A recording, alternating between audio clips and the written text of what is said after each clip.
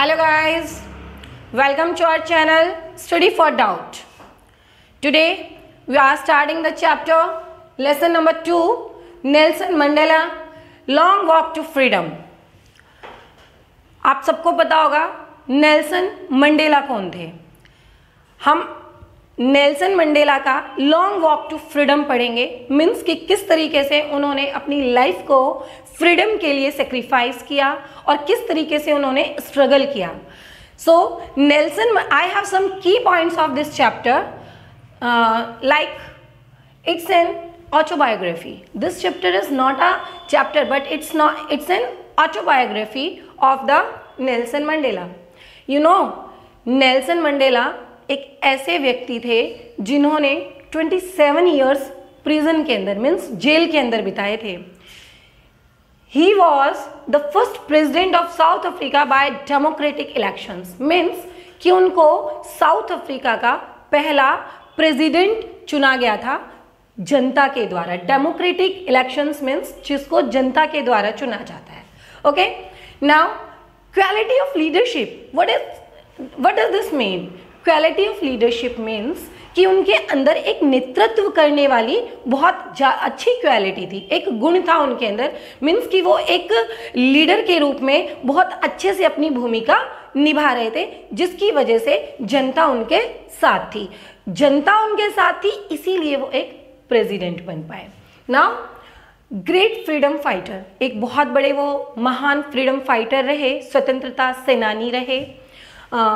Apartheid, इस word को याद रखना, अपार्थेड एक नीति थी जिसके अंदर रेशियल डिस्क्रिमिनेशन को बहुत ज़्यादा बढ़ावा दिया जा रहा था। रेशियल डिस्क्रिमिनेशन होता है रंग भेद नीति, यानी कि रंग भेद नीति के बारे में, रंग भेद नीति की वजह से ही ये जो प्रेसिडेंट हमारे जो नेल्सन मंडेला थे, जो उन्होंने रंगभेद नीति के ही अगेंस्ट कदम उठाए थे।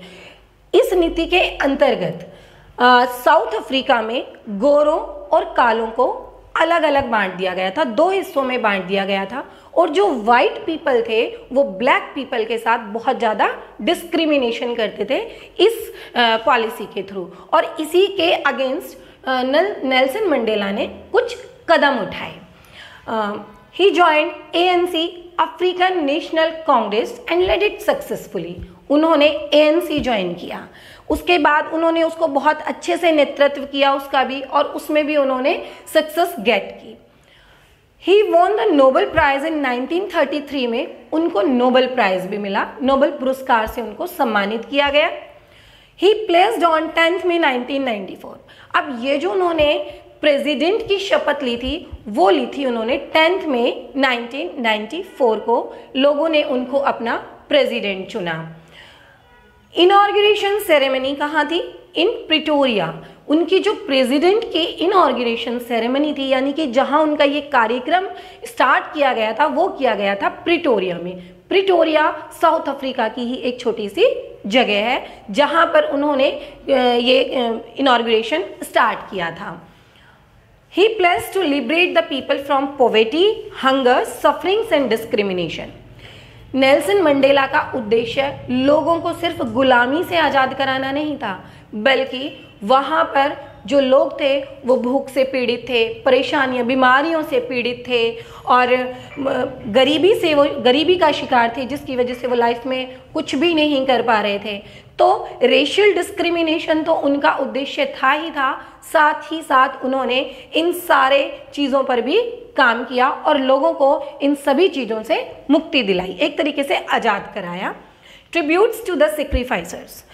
नेल्सन मंडेला प्रेसिडेंट तो अपॉइंट हो गए, बट उन्हें एक बहुत दुख था कि जो उनके लोग थे उनको वो बचा नहीं पाए, जिन्होंने इस स्ट्रगल में अपनी लाइफ को सेक्रीफाइस किया। तो उन्होंने उनको क्या दी? श्रद्धांजलि दी। ट्रिब्यूट्स मीन्स श्रद्धांजलि देना, और सेक्रीफायर्स होते हैं जिन्होंने सेक्रीफाइस किया, बलिदान किया। No ill will against the whites. President बन गए, बट उनके अंदर कोई दुर्भावना नहीं थी वाइट्स के लिए। मीन्स उन्होंने कभी वाइट्स के लिए कभी गलत नहीं सोचा। जैसे वाइट पीपल ब्लैक पीपल के लिए गलत सोचते थे, बट नेल्सन मंडेला ने कभी भी वाइट पीपल के लिए गलत नहीं सोचा। उनके मन में उनके लिए कुछ भी गलत भावना नहीं थी। उसके लिए आप ये वर्ड यूज कर सकते हैं, इल विल। अब freedom, what does the mean of freedom for the Nelson Mandela? You know, freedom is of two types according to him. When Nelson Mandela was a child, जब वो भी एक बच्चे थे, तो उनके लिए, नेल्सन मंडेला के लिए फ्रीडम लोगों को आज़ाद कराना नहीं था। Freedom was for him just to walk in to the fields and enjoy the life. जब बचपन में वो भी यही सोचते थे कि मैं खेतों में घूमूं, आज़ादी से सबके साथ खेलूं, ये उनके लिए फ्रीडम थी। तो फ्रीडम को भी उन्होंने अपने चाइल्डहुड के बेसिस पर टू पार्ट्स में डिवाइड किया कि freedom for the children and freedom for the elders. अब फ्रीडम फॉर चिल्ड्रन क्या है कि बच्चों को क्या फ्रीडम चाहिए?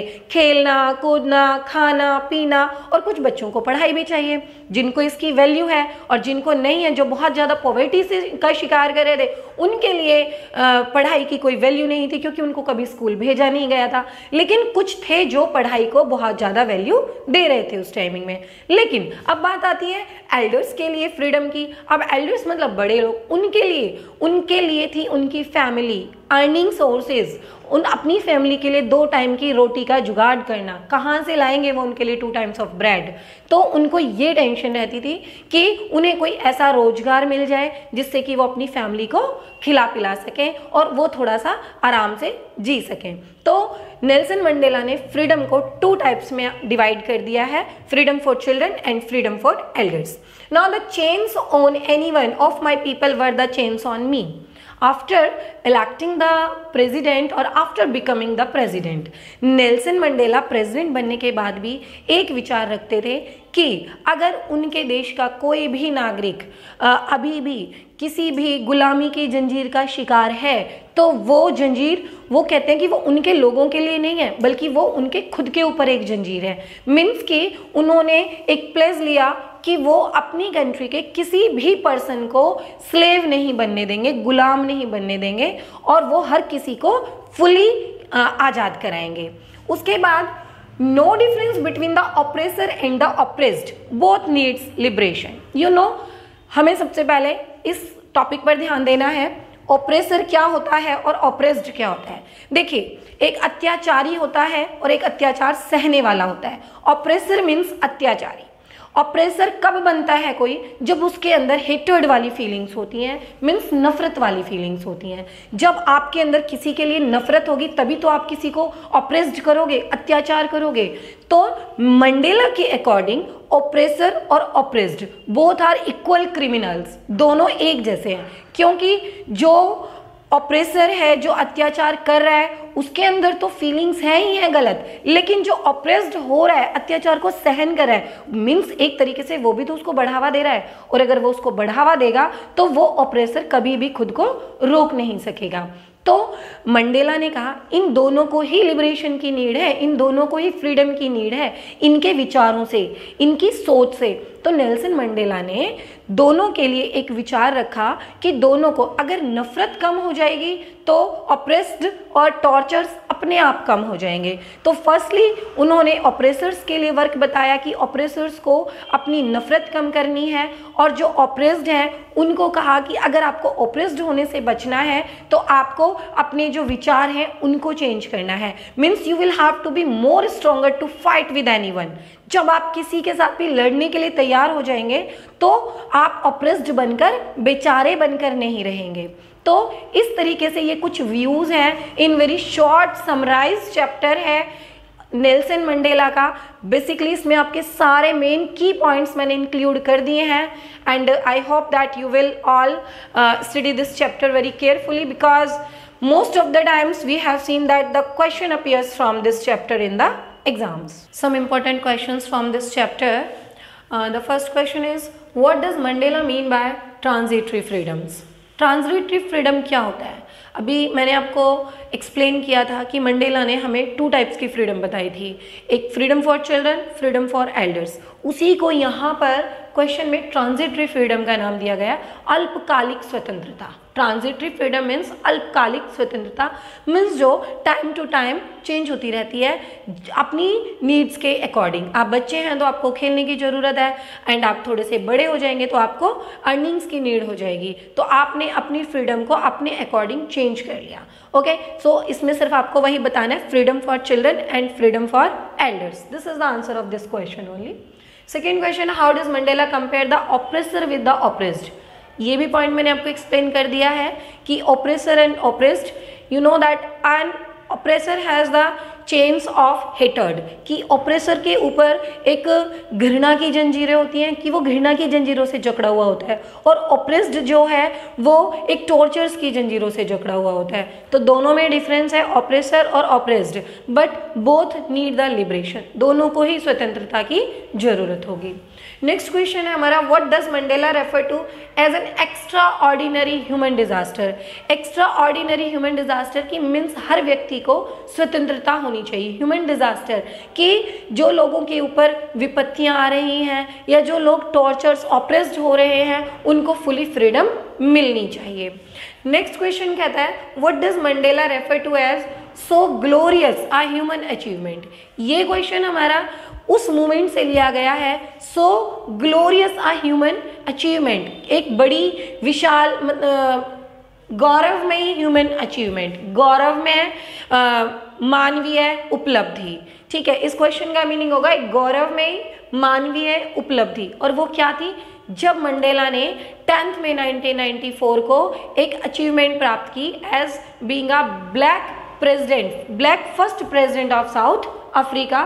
तो वो उनके लिए जो उन्होंने प्रिटोरिया में प्रोग्राम ऑर्गेनाइज किया, इनॉर्गेनेशन प्रोग्राम ऑर्गेनाइज किया, that was the glorious moment for them.